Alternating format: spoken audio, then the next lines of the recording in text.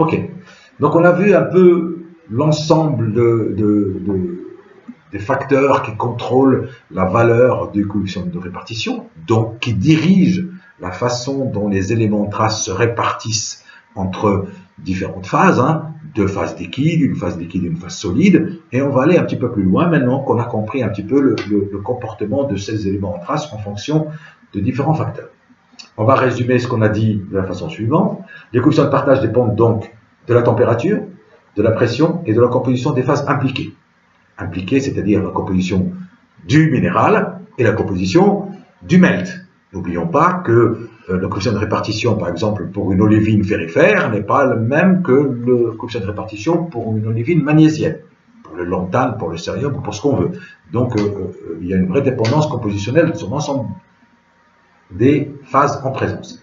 Alors, les choix des bons coefficients. Des fois, vous saurez peut-être si un jour vous faites de la modélisation sur la façon dont les magmas sont générés et évoluent par les processus de différenciation, vous aurez peut-être à faire un choix sur le bon coefficient de répartition à utiliser.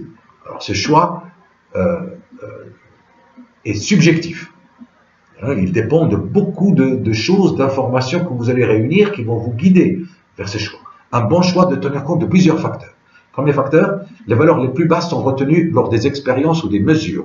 Alors les expériences ou mesures, rappelez-vous, c'était ce qu'on avait dit au tout début, quand on est au laboratoire et qu'on fait fondre un basalte, qu'on le laisse refroidir lentement, qu'on fait cristalliser les premières olivines, on arrête la cristallisation, on monte la température, on monte la pression, et puis on fait une analyse de l'olivine formée et du verre qui l'entoure ou du melt qui l'entoure, et on divise la quantité mesurée sur le minéral, sur la quantité mesurée sur le liquide, et on a le coefficient de répartition.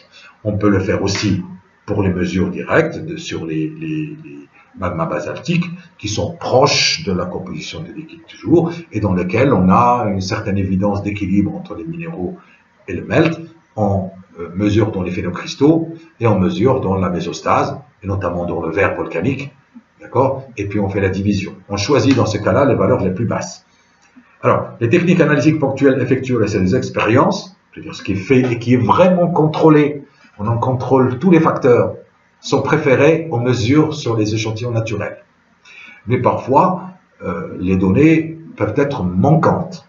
Donc là, on se tourne évidemment vers les analyses faites sur les échantillons naturels. Les dés mesurés expérimentalement sur les basaltes naturels entre 1200 et 1400 degrés sont préférés aux mesures sur des échantillons de roches.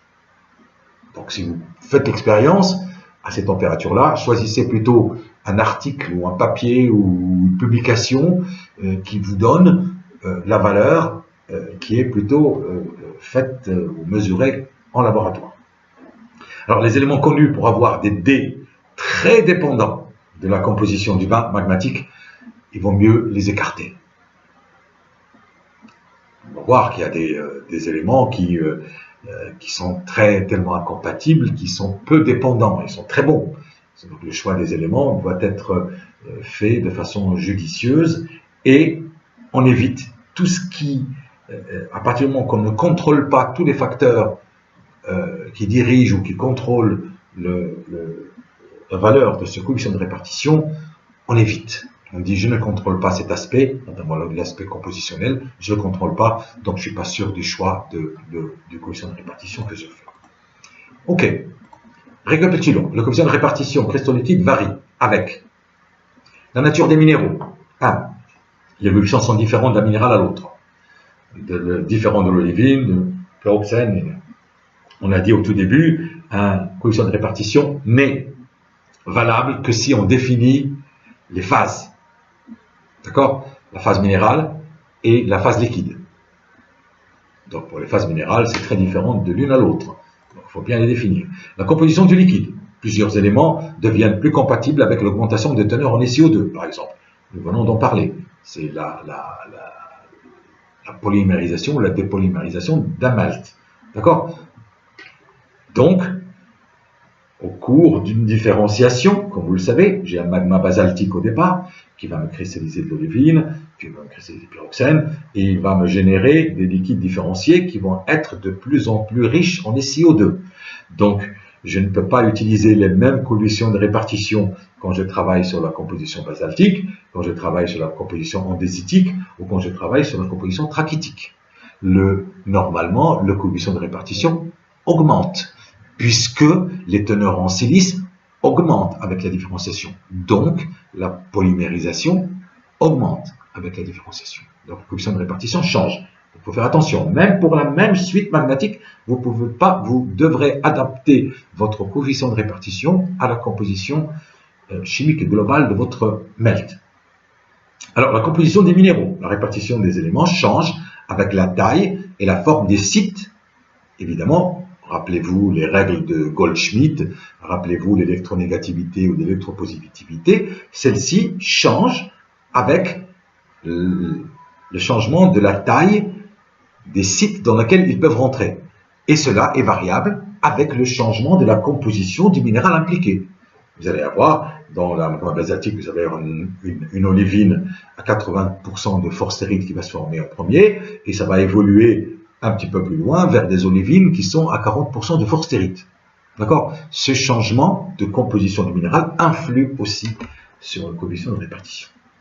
Cela dépend aussi, évidemment, comme vous le savez, de la température, comme l'a montré notre développement des aspects thermodynamiques, et évidemment avec la pression. Ok?